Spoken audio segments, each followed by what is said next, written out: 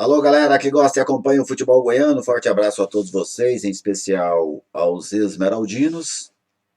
E o Campeonato Brasileiro começa para o Goiás neste domingo, diante do São Paulo, no estádio da Serrinha. Esta será a primeira vez que o estádio esmeraldino vai receber um jogo de Série A do Campeonato Brasileiro.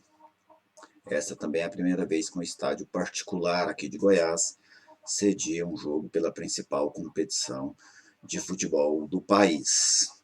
E é um jogo bom, né? Um jogo grande. Goiás e São Paulo sempre fizeram grandes partidas, é um encontro tradicional do futebol brasileiro. E eu vou apresentar inicialmente para vocês o retrospecto lá do futebol de Goiás, dos jogos entre essas duas equipes. 50 partidas, né? Isso demonstra a tradição do jogo. 15 vitórias do Goiás, 22 vitórias do São Paulo, 54 gols do Goiás, 65 gols do São Paulo. Aconteceram 13 empates. São Paulo leva uma vantagem, né?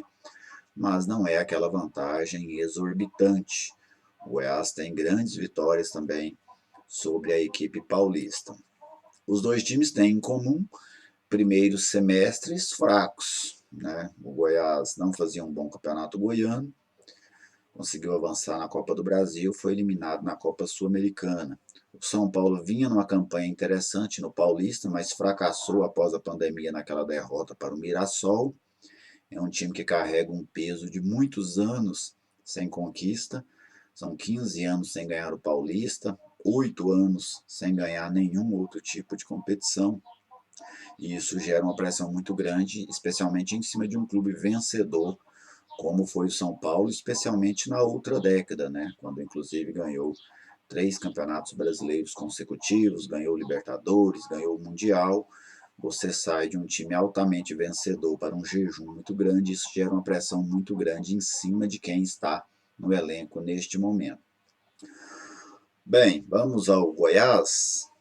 O Goiás não conta com Rafael Vaz, contundido. O Pintado deve perder a posição por opção técnica. Este aqui deve ser o Goiás do Ney Franco para a estreia. Porque hoje tudo é pode, né? Primeiro que os clubes não divulgam escalação, muito raramente. Segundo que agora você vive essa questão da pandemia. Um exame pode tirar qualquer jogador da partida. Mas a tendência é que o Goiás seja Tadeu, Iago Rocha, retornando ao time titular do Goiás no lugar do Pintado, que não foi bem nos jogos treinos, Fábio Sanches, David Duarte, substituindo Rafael Vaz. David volta a jogar depois de um ano, né?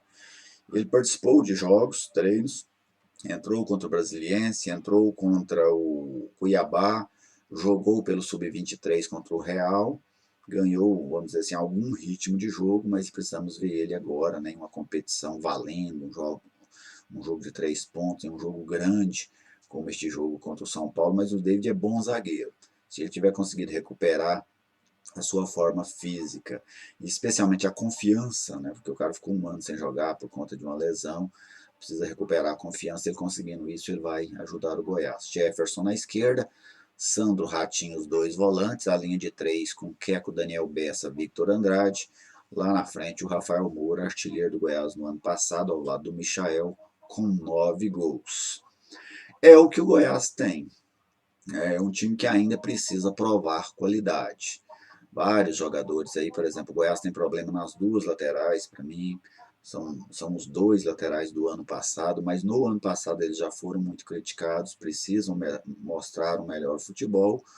O Sandro ainda é uma expectativa de que possa ser aquele Sandro que o Goiás espera.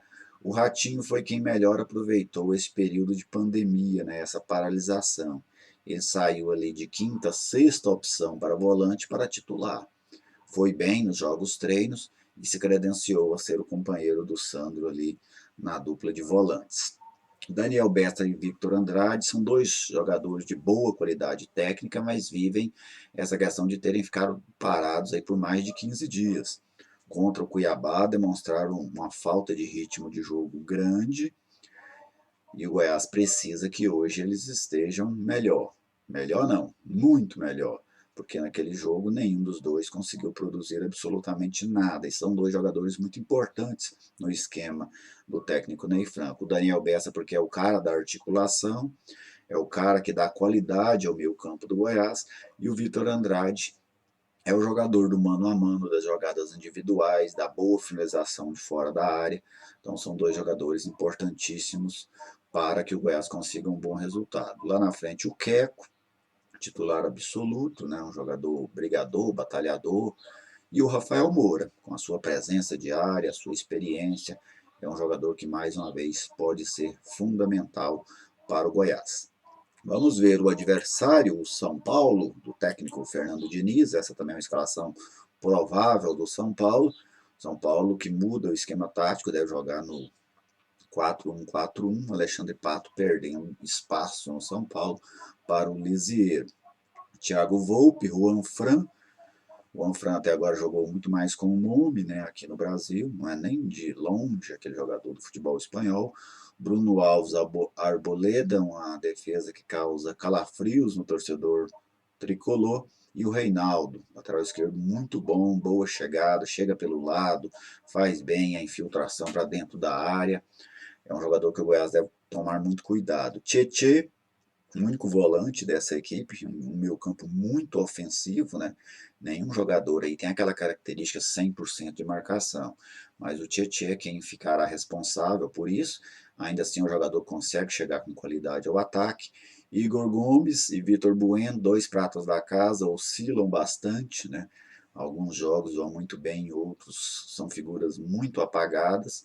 Precisamos ver em que dia que eles estão hoje, né, nesse jogo contra o São Paulo.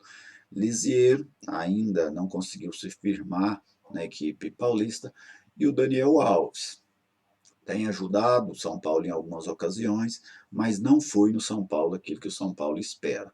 Lá na frente, o Pablo vive o melhor momento dele no São Paulo, desde que foi contratado junto ao Atlético Paranaense.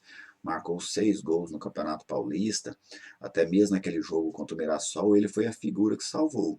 Marcou, deu um belo passe, né? Um jogador que tem demonstrado um futebol parecido com aquele que levou o São Paulo a contratá-lo a peso de ouro junto ao Atlético Paranaense.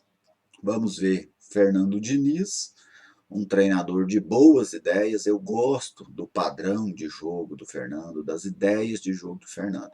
Só que ele precisa fazer com que elas funcionem. Essas ideias, se elas não se transformarem em resultados, elas ficam aquela coisa teórica.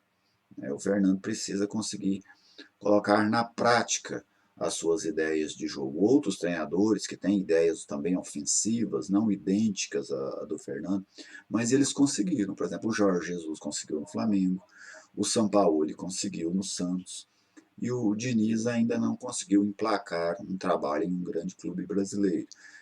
Tem alguns lampejos de bons jogos, é um time que em alguns momentos é muito escravo da posse de bola. Talvez contra o Goiás até consiga fazer isso funcionar, porque o Goiás é um time que tem muitas dificuldades na marcação. Este é um aspecto que o Ney precisa melhorar urgentemente para esse Campeonato Brasileiro. É um time que precisa pressionar mais a bola, precisa pressionar o homem da bola, senão você dá muita tranquilidade para o adversário jogar. E se você der tranquilidade para um São Paulo jogar com o meio campo técnico, como o São Paulo tem, povoado com 5 jogadores, o Goiás não vai ver a bola na serrinha. Então você precisa se impor também na marcação, uma marcação muito forte, que não deixa o adversário respirar, pressionando o homem que está com a posse de bola o tempo inteiro. No máximo, deixa os dois zagueiros jogar, mas passou dali, o Goiás precisa ter uma marcação mais intensa que o Goiás não teve. Não teve na Série A do ano passado, não teve na Série B de 2018, não vinha tendo no Campeonato Goiano, e este é uma dificuldade crônica do Ney Franco. E o Goiás precisa muito disso, até porque o Goiás não está entre as equipes mais técnicas do Campeonato Brasileiro. Mesmo assim, pelo fato de o jogo acontecer na Serrinha, aqui em Goiânia, eu acho que é um confronto igual. Se fosse lá em São Paulo sem dúvida seria o favorito. Então são duas equipes em busca de reabilitação, e eu estarei acompanhando este jogo pela Rádio Bandeirantes, comentarei esse jogo pela Rádio Bandeirantes, este Goiás e São Paulo, desejando boa sorte ao time alviverde, que o Goiás consiga estrear no Brasileiro com uma vitória. Isso ajuda muito na autoestima dos jogadores, na confiança do elenco, do trabalho, né? Então tudo isso pode ser um fator muito positivo. Tomara que tenhamos um bom jogo, porque até agora, pós-pandemia, a maioria das partidas que eu assisti, que eu trabalhei, foram jogos fracos. Fracos tecnicamente, fracos em emoção, fracos taticamente, equipes muito presas, muito burocráticas, a marcação conseguindo anular os ataques até com certa facilidade. Tomara que com o passar do tempo, né, e está passando, as equipes estão jogando mais, isso possa ser uma nova rotina. Beleza, gente? Um grande abraço a todos vocês, fique à vontade para comentar, apresentar suas impressões também sobre este jogo Goiás e São Paulo. E vamos juntos, sempre debatendo as coisas do futebol goiano. Um abraço e até a próxima.